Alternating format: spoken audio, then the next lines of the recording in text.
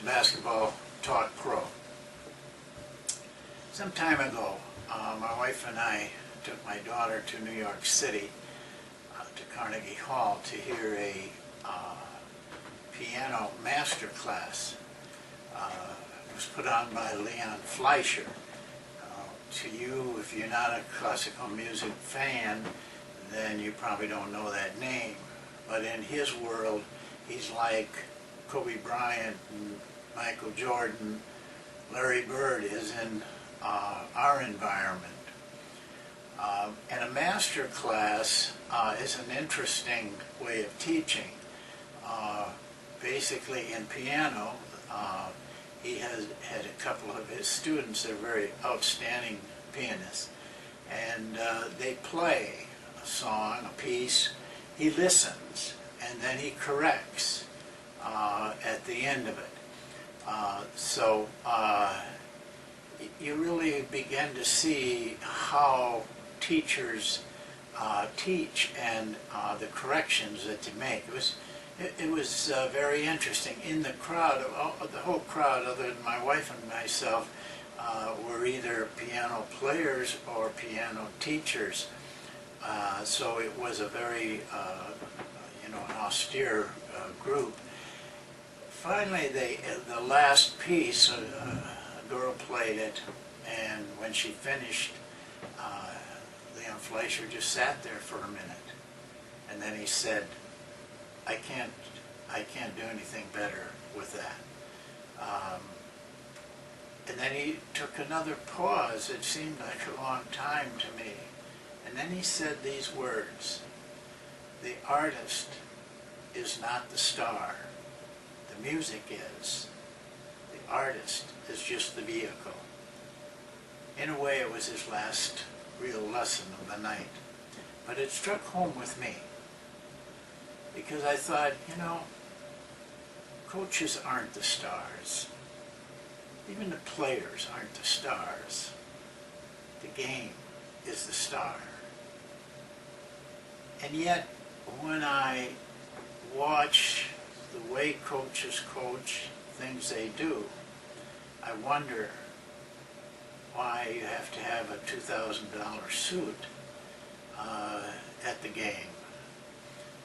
And then I watch the meeting on the floor between the head coach and his serfdom out there, and the always present clipboard, which is a symbol of the genius of the coach as he struggles up to the timeout huddle and begins to draw. It seems to me like it's a show. And it's interesting to me to see coaches like John Wooden, Dean Smith, Phil Jackson, and Jerry Sloan, who have no trappings. I don't know if any of them really used a clipboard. I'm quite sure that none of them knew what suit they were wearing to the game.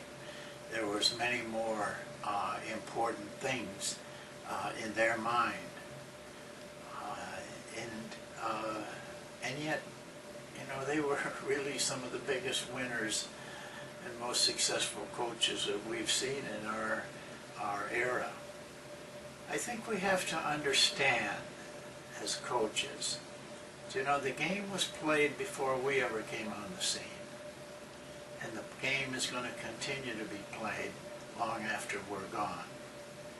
We are just instruments. We're just vehicles at our present time to make the game better, to help our players make the game better, and to help our players understand the game is more important than the virtuosity of slam dunks and other plays that take place. And I would like to tell you all that learn to take yourself out of it. Take your ego out of it. Take your importance out of it. sometimes we are almost godlike in our feeling towards the players, fans, media. I think we have to learn that we're just a part, not the main part. We're just a part of it. And this struck home to me in another way, and it's a musical way, and I guess that's the mode I'm in this session. I always go to a jazz festival at Detroit, Michigan. Wonderful, wonderful 2 or 3 days, all outdoor venues, and you can watch great artists for 12 to 13 hours a day, from 12 at noon to 12 at midnight. But this one particular group that I went to hear, sitting outside, it was a very dark day. It looked like it was going to rain at any minute. We had some rain. But this group, the leader was a well-known saxophone player, and he had a star-studded group behind him. And they played. The audience was very big there, very scenic, right by a river. But for a half hour, they just blew. And all of those stars that were in that band, when their turn came to solo, tremendous. And the things they could do with their instrument was awesome. But about a half hour in, the leader stepped up to the microphone and very quietly said, "This next song is a tribute to the greatest jazz musician that ever lived. And I think you will know his name when you hear the song." He put the saxophone to his lips and he began to play very quietly, "What a Wonderful World." He did not jazz it up at all. He played very strictly to the melody, and it was beautiful. And then, of course, he turned it over to the other great players to solo. And before they had been very flamboyant, very outward, very show-offy. But this time, they played very solemnly, very quietly, beautifully. But no showing off, no trying to show their skill and their technique, simply playing the music. And they went from one to another like that. Well into it, the crowd was very quiet and listening very intently. It was beautiful music. And a young lady in the front stood up, an African-American girl in her 20s, I'd say. She began to dance. It wasn't a dance to show off. It was just a girl that just felt the music and wanted to dance to it. And you could feel her through her movements. It took us all in. There were no catcalls, no whistles, nothing that drew attention to her. And it was very symbolic, because the musician that they were talking about was Louis Armstrong, who played that song so wonderfully and sang it. I'm sure you've all heard it. But he played to dancers, and he liked playing to dancers. Finally, the music came back to the leader. He finished it by playing the melody again. And I looked up, and the clouds were so dark, and just hanging right over the venue.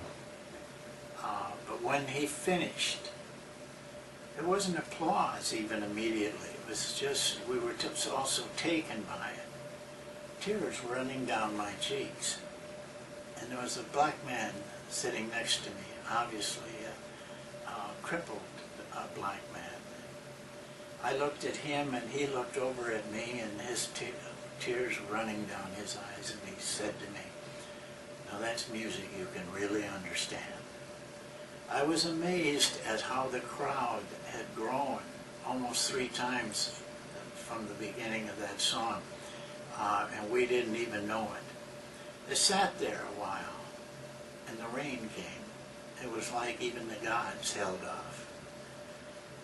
But the thought that kept going through my mind was, we're not the stars. The game is the stars. That's what we contribute to. We're just vehicles. And we now to keep that in mind. And I hope coaches, that when you go out to teach that drill, to teach that offense, that you're more concerned with how the players are learning than how you're teaching. And that you can take yourself, take your ego out of it. That's my message for today. Thank you.